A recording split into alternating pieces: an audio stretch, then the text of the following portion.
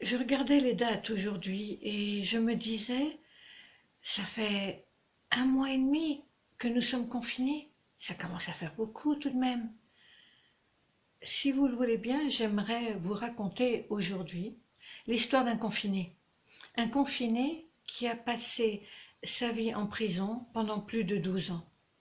Tout simplement pour avoir prêché l'évangile de Jésus-Christ en ne respectant pas les règles de l'Église établie de l'époque.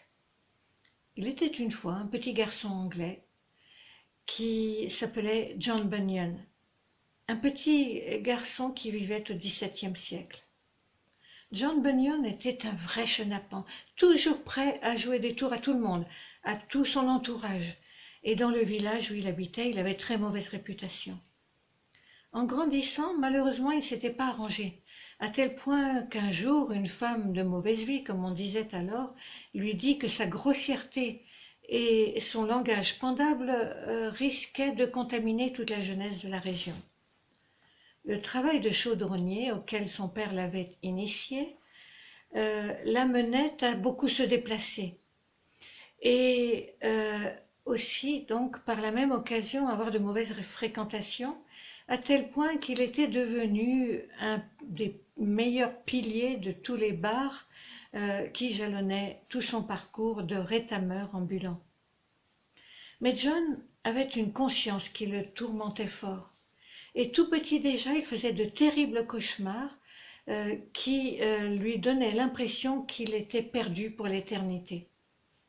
Et en grandissant, il faillit perdre la vie plusieurs fois en passant par des accidents dans lesquels il aurait dû mourir. Et il en est réchappé à chaque fois par miracle. Et cela l'a marqué énormément.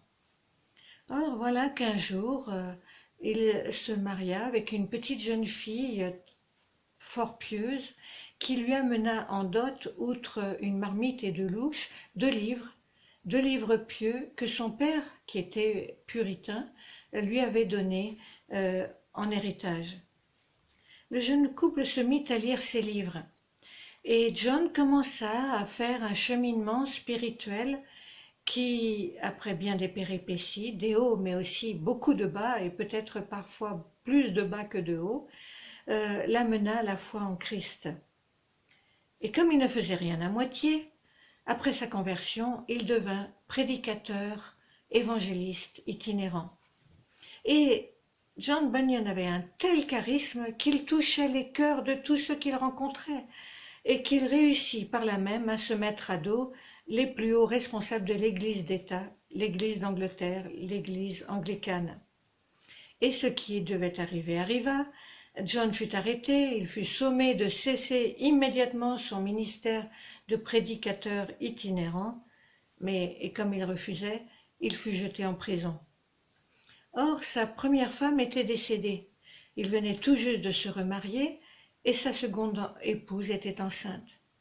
Pendant 12 ans, de 1660 à 1672, celle-ci se retrouvera alors bien seule, sans revenu régulier pour s'occuper des 4 enfants de son mari et du sien.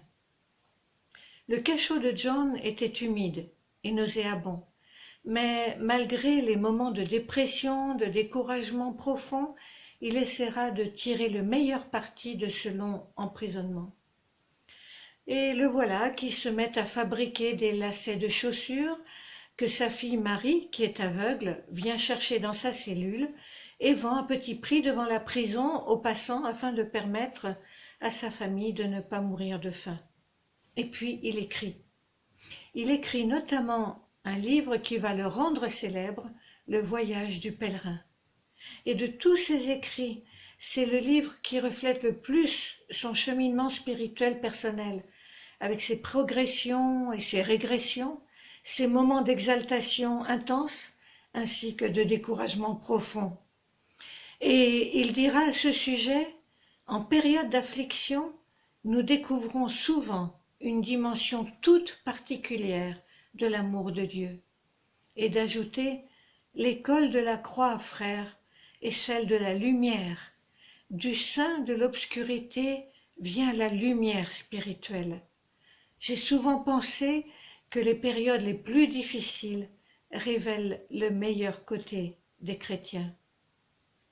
Alors on raconte à son sujet que le roi Charles II demanda un jour à un célèbre théologien de l'époque, John Owen, comment il se faisait que lui, célèbre théologien très érudit, aille écouter les prédications d'un John Bunyan semi-illettré et autodidacte. Et le théologien de répondre « Ne vous en déplaise, Majesté, si j'avais le charisme qu'a ce rétameur pour prêcher, je renoncerais volontiers à toutes les connaissances que j'ai acquises. » Et Henri Dene, un autre pasteur évangéliste, ironisait aussi en défendant John Bunyan contre ses détracteurs.